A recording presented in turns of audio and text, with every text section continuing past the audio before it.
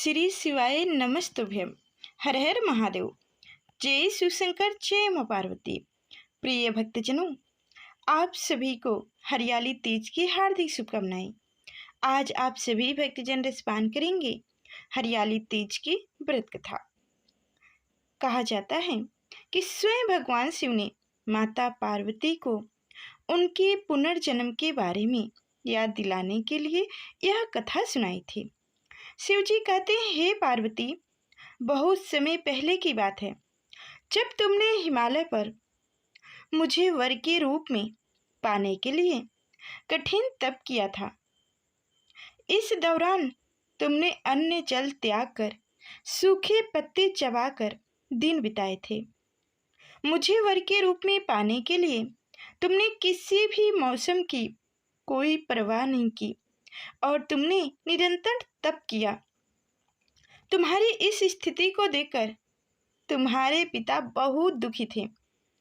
ऐसी स्थिति में नारद जी तुम्हारे घर पधारे। जब तुम्हारे पिता ने नारद जी से उनके आगमन का कारण पूछा तो नारद जी ने बोले, हे गिरिराज, मैं भगवान के भेजने पर यहाँ आया हूँ। आपकी कन्या की घोर तपस्या से प्रसन्न होकर वह उससे विवाह करना चाहते हैं। इस बारे में मैं आपकी राय जानना चाहता हूँ।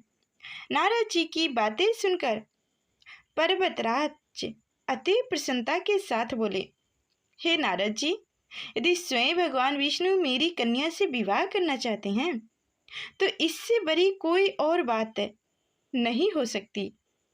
मैं इस विवाह के लिए तैयार हूँ।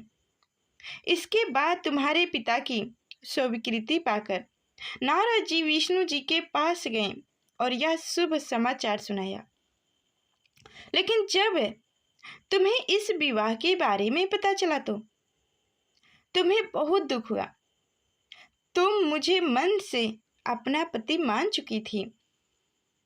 तुमने अपने व्याकुल मन की बात अपनी सहेली को बताई। तुम्हारी सहेली ने सुझाव दिया कि वह तुम्हें एक घनघोर में वन में ले जाकर छुपा देगी और वहां रहकर तुम शिव जी को प्राप्त करने की साधना करना। इसके बाद तुम्हारे पिता तुम्हें घर में ना पाकर बड़े चिंतित हुए और दुखी हुए। वह सोचने लगे कि यदि विष्णु जी बारात लेकर आ गए और तुम घर पर ना मिली तो क्या होगा। उन्होंने तुम्हारी खोज में धरती पताल एक करवा दी, लेकिन तुम ना मिली। तुम वन में एक गुफा के भीतर मेरी आराधना में लीन थी।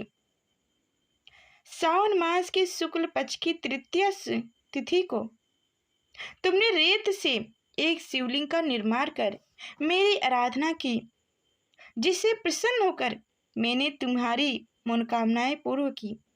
इसके बाद तुमने अपने पिता से कहा कि पिताजी, मैंने अपने जीवन का लंबा समय भगवान शिव की तपस्या में बिताया है और भगवान शिव ने मेरी तपस्या से प्रसन्न होकर मुझे स्वीकार भी कर लिया है। अब मैं आपके साथ एक ही शर्त पर घर चलूंगा। आप मेरा विवाह भगवान शिव के साथ ही कराएंगे।